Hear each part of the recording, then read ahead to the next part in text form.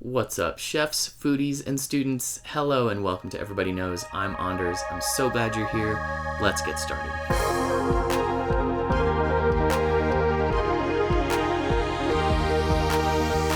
Today we are talking about the theory of the universal aroma wheel itself, specifically about the future of this project, which may include you. As you may have heard in my other videos, this project represents a starting point, a living, evolving tool for everyone. As this tool is meant for anyone, it needs to have inputs from more people than just me. Anyone on their own would be limited with their input, and so this project needs more people. Here's my thinking, which I would love your thoughts and feedback on. I'm thinking 5 to 10 people is about a good-sized group for this project. Any less and the input may suffer or not be as well-rounded. Any more and the logistics of consensus and of efficiency would likely become a bit much for this project that is, in essence, a volunteer project.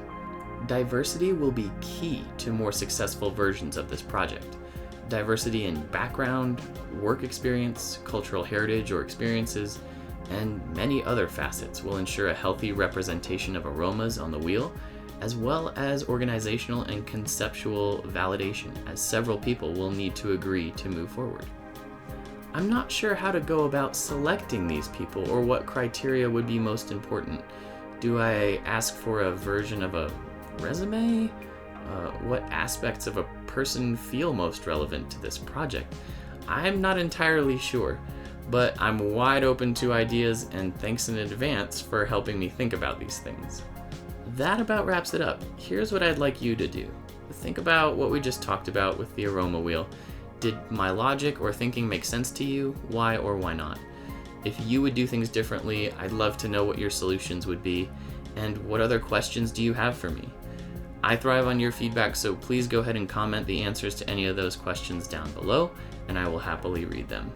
I hope this video made sense and got you thinking about this universal aroma wheel.